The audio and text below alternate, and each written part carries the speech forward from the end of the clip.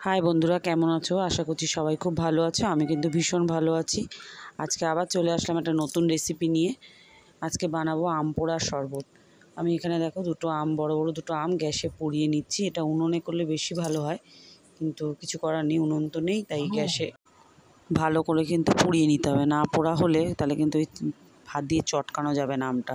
তাই ভালো করে পুড়িয়ে নিয়ে ওই কালো চামড়াটা তুলে নেব। আর চামড়াটাও ভালো করেই পরিষ্কার করে একটু জল দিয়ে ধুয়ে নিলে ভালো হয়, আর না হলে ওই শরবতটার উপরে কালো কালো ছাবড়া ছাবড়া পড়বে। জন্য ভালো করে চামড়াটা তুলে নিচ্ছি। দেখো, পরিষ্কার করে তুলে নিয়েছি যতটা পারা সম্ভব। এবার ভালো করে চটকে এর মধ্যে কিছুটা নুন দিয়ে বিট লবণ দিয়ে চটকে নেব। খুব ভালো করে চটকে নিতে হবে, নাহলে কিন্তু মুখে পড়বে। মুখে পড়লে খুব ভালো লাগবে না। যেগুলো কাইটা বেরোবে ওই কাইটা ভালো করে চটকে নিতে হবে বিট লবণ দিয়ে। লবণটা দিয়ে একটু নরমও হয়। আর এক আঁটি পুদিনা পাতা বেটে রেখেছিলাম, সেটা দিয়ে দিলাম এটার মধ্যে। পুদিনা পাতাটা এমনি নিজেও ঠান্ডায়, গরমের সময় খুব ভালো, শরীর ঠান্ডা রাখে। আর 5-6 প্যাকেট মতন জলজিরা, এখানে চাট মশলাও ইউজ করতে পারো, আমি জলজিরা দিয়েছিলাম।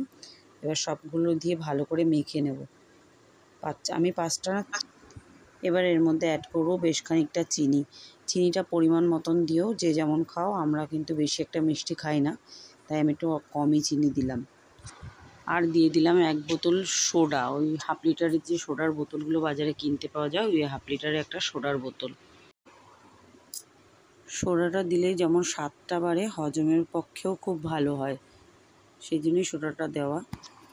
এইবার নিজেদের পরিমাণ মতন জল অ্যাড করে দিতে হবে, প্লেন জল। আমি কিন্তু একদম ঠান্ডা জল দিইনি, বরং এটা করে ফ্রিজে রেখে দিয়েছিলাম বেশ খানিকক্ষণের জন্য।